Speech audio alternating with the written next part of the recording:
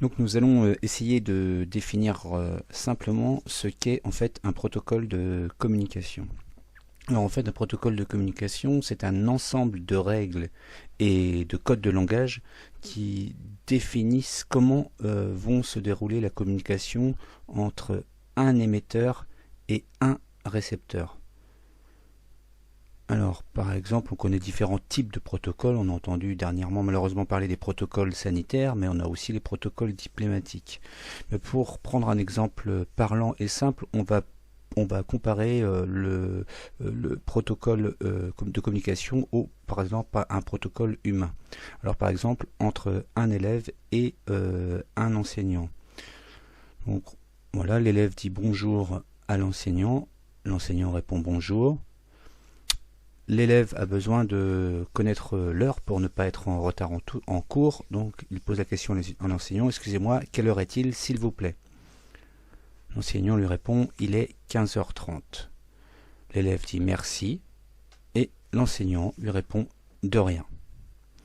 Alors, nous allons voir ce qui s'est déroulé dans cet échange. Alors, tout d'abord, l'élève dit bonjour à l'enseignant. Donc on a un premier langage. Ensuite, l'enseignant répond donc à l'élève en lui disant bonjour.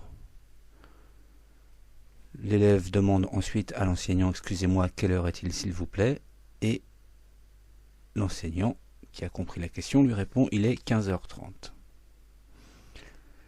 Enfin, pour clôturer la relation, l'élève le remercie et l'enseignant lui répond de rien.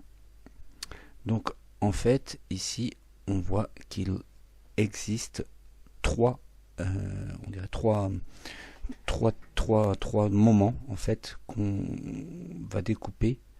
Un premier qui est l'établissement de la communication. Donc, c'est à ce moment-là que les deux individus rentrent en communication. Ensuite, il va y avoir un deuxième temps qui va être l'échange d'informations. Et enfin, un troisième temps, la terminaison. Alors, on va prendre un exemple, par exemple, protocole de communication. Lorsque vous cliquez, par exemple, sur votre souris. Donc, ce qui se passe, donc vous allez demander une ouverture de connexion, par exemple si vous voulez avoir une information ou une image, donc vous allez demander une ouverture de connexion via un protocole TCP au serveur qui va lui vous répondre en ouvrant le protocole TCP. Ensuite, vous allez faire votre demande via un autre protocole, le protocole HTTP, et le serveur va vous renvoyer par exemple l'image si vous demandez une image. Et enfin, vous allez demander ensuite la fermeture du protocole TCP et le protocole TCP sera fermé. Et donc là, on rencontre encore nos trois étapes, enfin nos trois moments, avec d'abord un premier moment à l'établissement de la communication avec l'ouverture du protocole TCP, un deuxième moment avec l'échange d'informations, donc le moment où on demande la photo, elle va arriver sur notre écran, et enfin la terminaison, donc la clôture du protocole. En fait là on voit qu'il existe déjà plusieurs protocoles, donc on appelle le protocole TCP ou le protocole HTTP dans notre exemple. Il y a aussi donc il existe différents types de langages, comme différents types de langages humains ou protocoles humains, par exemple le langage des signes ou différentes langues.